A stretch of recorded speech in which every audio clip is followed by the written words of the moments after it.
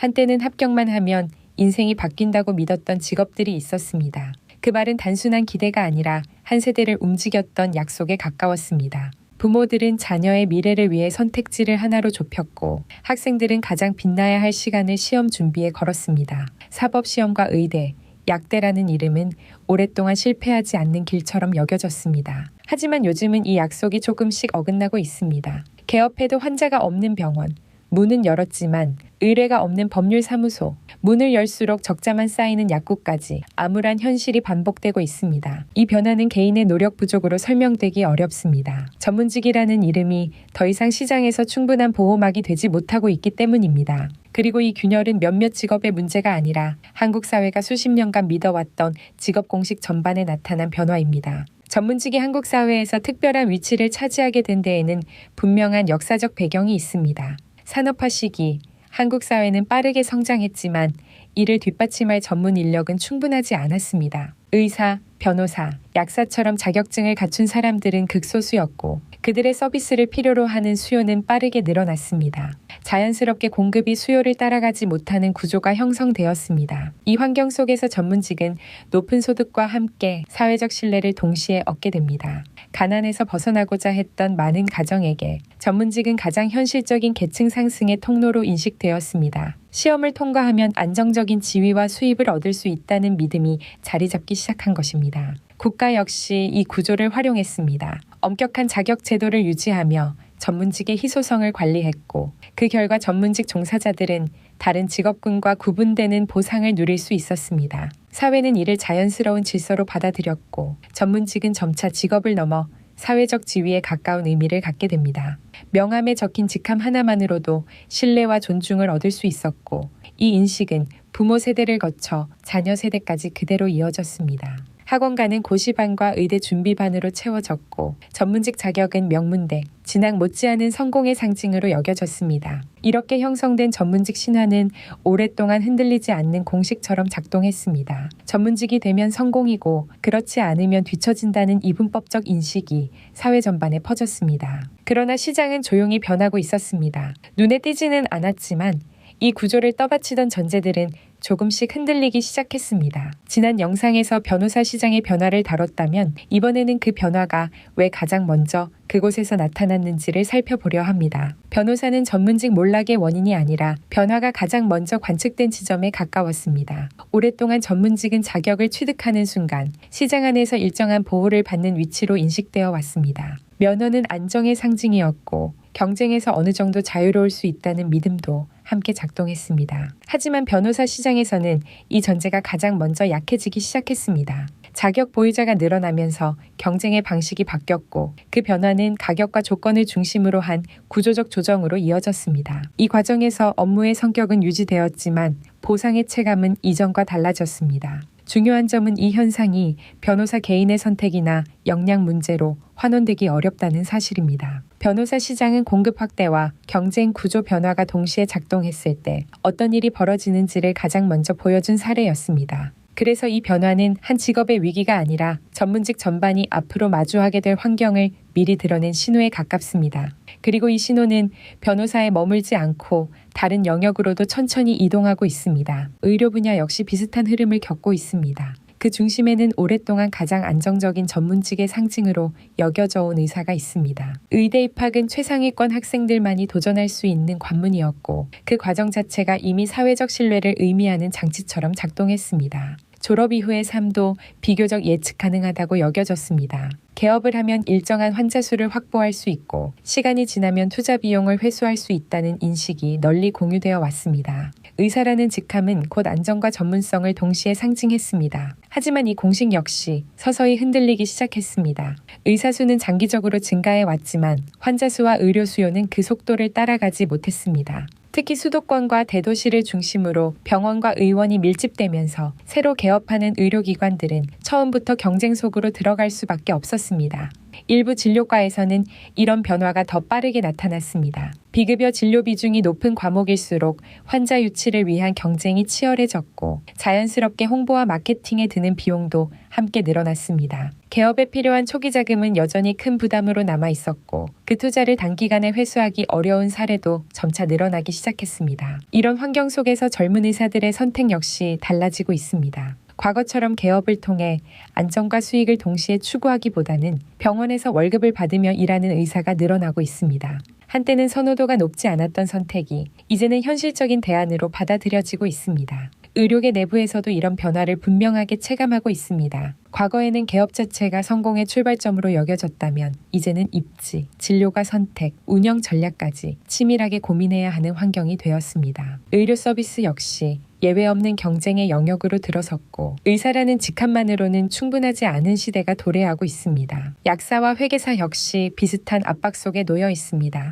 과거 이들 직업은 안정적인 전문직으로 인식되어 왔습니다. 약사는 한동안 동네마다 자리한 약국을 운영하며 지역 주민들의 일상적인 의료 소비를 책임지는 존재였습니다. 전문의약품 조제와 일반 의약품 판매라는 법적 역할 덕분에 약국은 비교적 예측 가능한 수익 구조를 가진 공간으로 여겨졌습니다. 그러나 약국 수가 점차 늘어나면서 상황은 달라졌습니다. 같은 상권 안에 여러 약국이 들어서기 시작했고 자연스럽게 고객을 나눠 가져야 하는 경쟁이 발생했습니다. 의약 분업 이후 많은 약국들이 처방전 조제의 수익의 상당 부분을 의존하게 되었지만 처방전 발행량은 무한히 늘어날 수 없는 구조였습니다. 이로 인해 일부 약국들은 일반 의약품이나 건강기능식품 판매로 수익을 보완하려는 선택을 하게 됩니다. 하지만 이 영역에서도 경쟁은 쉽지 않았습니다. 특히 일부 건강기능식품 시장에서는 대형 유통업체나 온라인 채널과의 가격 경쟁이 부담으로 작용하기 시작했습니다. 그 결과 약국의 수익 구조는 점점 더 불안정해졌습니다. 회계사 역시 다른 방식의 압박을 받고 있습니다. 전통적으로 회계법인과 세무법인은 기업 고객을 기반으로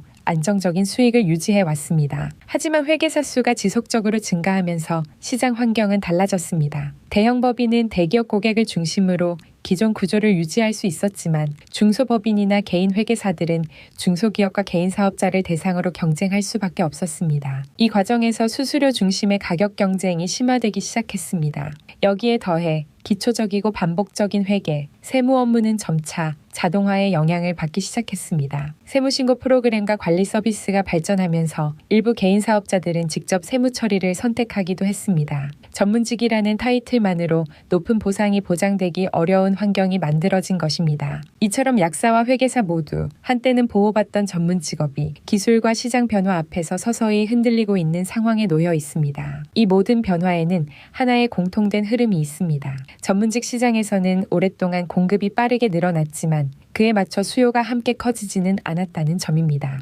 정책 설계 과정에서는 전문 인력을 확대하면 경쟁을 통해 서비스의 질이 높아지고 가격이 조정되면서 더 많은 사람들이 전문 서비스를 이용하게 될 것이라는 기대가 작동해 왔습니다. 이론적으로는 자연스러운 과정이었습니다. 하지만 현실의 전문 서비스 시장은 일반 상품 시장과는 다른 방식으로 움직였습니다. 가격이 낮아진다고 해서 수요가 크게 늘어나지 않는 구조였기 때문입니다. 법률 서비스는 필요가 발생하는 지점이 비교적 한정되어 있고 의료 서비스 역시 인구 구조와 질병 발생률의 영향을 크게 받습니다. 약국 이용은 처방전 발행 규모에 좌우되며 회계 세무 서비스 역시 사업 체수와 경제활동 수준에 밀접하게 연결돼 있습니다. 문제는 이 수요들이 인구 증가 둔화와 경제 성장률 하락 속에서 빠르게 늘어나기 어려운 환경에 놓여 있었다는 점입니다. 반면 공급은 상대적으로 빠른 속도로 확대되어 왔습니다. 대학의 관련 학과 정원은 크게 줄지 않았고 자격시험을 통해 시장에 진입하는 인력도 꾸준히 늘어났습니다.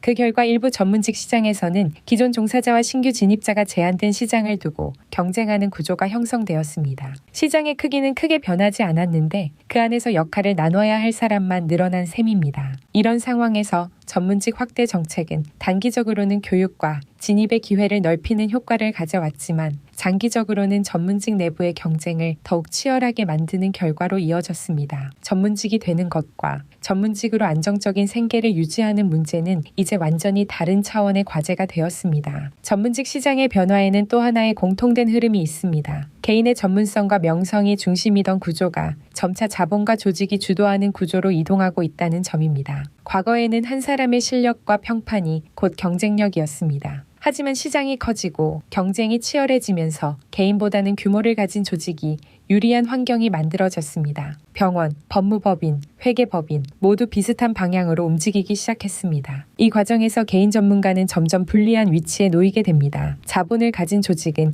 비용을 분산시키고 브랜드를 통해 안정적인 고객 흐름을 유지할 수 있었기 때문입니다. 전문성의 중요성은 여전했지만 그 위에 조직과 자본이라는 조건이 하나 더 얹히게 된 셈입니다. 결국 전문직 시장은 잘하는 개인이 살아남는 시장에서 구조를 갖춘 조직이 유리한 시장으로 재편되고 있습니다. 이 변화는 특정 직업의 문제가 아니라 전문직 전반의 공통으로 작동하는 흐름입니다. 이런 변화 속에서도 전문직 사회는 오랫동안 침묵을 유지해 왔습니다. 내부에서는 이미 문제를 인식하고 있었지만 그것을 밖으로 드러내지는 않았습니다. 전문직이라는 이미지를 지키는 일이 무엇보다 중요하다고 여겼기 때문입니다. 어려움을 공개적으로 말하는 순간 직업 자체의 가치가 흔들릴 수 있다는 우려도 함께 작용했습니다. 기성 전문가들은 자신들이 경험했던 호황기를 기준으로 후배들에게 조언해 왔습니다. 지금은 힘들어 보여도 조금만 더 버티면 나아질 것이라는 말이 반복되었습니다. 하지만 구조 자체가 달라진 상황에서 개인의 노력만으로 버티기에는 한계가 분명했습니다. 젊은 전문가들 역시 이런 현실을 체감하고 있었지만 쉽게 목소리를 내지는 못했습니다. 전문직 사회 특유의 위계 속에서 선배들의 인식을 정면으로 부정하기는 쉽지 않았기 때문입니다. 그 과정에서 일부는 문제의 원인을 시장보다는 자신의 능력에서 찾기 시작했습니다. 이런 착각은 구조적 문제를 개인의 문제로 바꾸어 놓았고 필요한 변화는 자연스럽게 뒤로 밀려났습니다. 전문직 단체들 역시 근본적인 전환보다는 기존 질서를 유지하는 선택을 했습니다. 신규 진입을 제한하거나 수가를 조정하는 방식으로 시간을 벌려 했지만 이는 변화에 대응하기보다는 그 속도를 늦추는 데 그친 선택이었습니다. 시장은 이미 다른 방향으로 움직이고 있었기 때문입니다. 이처럼 침묵과 착각이 쌓이는 동안 변화는 전혀 다른 모습으로 나타나기 시작했습니다. 그 변화는 낮보다 오히려 밤에 더 또렷하게 드러납니다. 하루 일을 마친 뒤 일부 전문직들은 자연스럽게 또 다른 일을 이어갑니다. 추가 수입을 위한 선택이기도 하고 동시에 불확실한 미래에 대비하려는 판단이기도 합니다. 이 장면을 실패로 보기는 어렵습니다. 한 가지 직업의 소득만으로는 앞으로를 확신하기 힘들어졌다는 현실을 차분히 받아들이는 과정에 가깝기 때문입니다. 전문직 역시 이제는 하나의 직업만으로 충분하다고 말하기 어려운 위치로 이동하고 있습니다. 더 주목해야 할 점은 이런 선택이 점점 특별하지 않게 받아들여지고 있다는 사실입니다. 누군가는 강의를 하고 누군가는 콘텐츠를 만들며 또 다른 누군가는 조용히 개인 일을 병행합니다. 투잡은 과시가 아니라 대비가 되었고 예외가 아니라 일상이 되어가고 있습니다. 그럼에도 이 변화는 쉽게 밖으로 드러나지 않습니다. 전문직 사회 안에는 여전히 체면과 침묵이 작동하고 있기 때문입니다. 그래서 이 균열은 통계보다 주변에서 스쳐 지나가는 작은 장면들 속에서 먼저 모습을 드러냅니다. 전문직 시장의 포화는 이제 당분간 되돌리기 어려운 흐름이 되었습니다. 이미 시작된 이 변화는 앞으로 더욱 분명한 모습으로 드러날 가능성이 큽니다. 이 과정에서 전문직 내부의 양극화는 한층 더 심화될 것으로 보입니다. 소수의 상위 전문가는 여전히 높은 수입과 안정성을 유지하겠지만 다수의 중하위 전문가는 제한된 시장 안에서 치열한 경쟁을 이어가야 할 가능성이 높습니다. 자격증 하나만으로 안정적인 생계를 기대하기는 점점 어려워지고 있다는 인식도 자연스럽게 확산되고 있습니다. 이런 변화는 전문직을 목표로 하는 학생들의 선택에도 영향을 미치게 됩니다. 의대나 법대 진학이 언제나 최우선의 선택지로 여겨졌던 분위기 역시 점차 흔들릴 수 있습니다. 그 대신 기술 기반 직업이나 새로운 형태의 창업처럼 다른 경로를 함께 고민하는 움직임이 늘어날 가능성도 커지고 있습니다. 정부 역시 이 변화를 외면하기는 어렵습니다. 전문직 인력을 단순히 늘리는 방식만으로는 시장 내부의 문제를 해결하기 어렵다는 점이 분명해졌기 때문입니다. 앞으로는 수요를 확장하거나 전문직이 새로운 영역으로 이동할 수 있도록 돕는 정책적 지원이 더 중요해질 것입니다. 전문직 종사자 개인에게도 변화는 피할 수 없는 과제가 되었습니다. 전문성은 여전히 핵심이지만 그것만으로 충분하다고 말하기는 어려운 시대가 되었습니다. 경영 감각, 기술 활용 능력, 새로운 역할에 대한 이해까지 함께 요구되는 환경으로 옮겨가고 있습니다. 이 과정에서 일부는 전문직을 떠나 다른 길을 선택하게 될 수도 있습니다. 하지만 그것은 실패라기보다 변화한 현실 속에서 내려진 하나의 현실적인 판단에 가깝습니다. 전문직 신화의 약화는 특정 직업군의 문제가 아닙니다. 한국 사회가 오랫동안 유지해온 직업위계와 교육구조 전반을 다시 바라보게 만드는 신호에 가깝습니다. 이 변화는 이미 시작되었고 이제 중요한 것은 그것을 부정할 것인가 아니면 어떻게 받아들이고 대응할 것인가입니다. 전문직은 여전히 중요한 직업입니다. 사회가 이들의 전문성을 필요로 한다는 사실 역시 변하지 않았습니다. 다만 전문직이라는 이름만으로 안정과 부가 자연스럽게 따라오던 시대는 지나갔습니다. 이제는 전문성 위에 시장 변화에 대응하는 능력과 경쟁 속에서 스스로를 지켜낼 전략이 함께 요구되는 시대입니다. 결국 문제는 한 직업이 아니라 한국 사회가 오랫동안 유지해온 직업 구조 자체였습니다. 우리는 특정 자격증에 과도한 의미를 부여했고 그 신화가 서서히 무너지는 과정을 지금 목격하고 있습니다. 중요한 것은 이 변화를 외면하지 않는 일입니다. 그리고 새로운 현실 속에서 어떤 균형을 다시 만들어갈 것인지를 고민하는 것입니다. 오늘 내용이 유익하셨다면 구독과 좋아요 한 번씩 눌러주세요. 영상 제작에 큰 힘이 됩니다.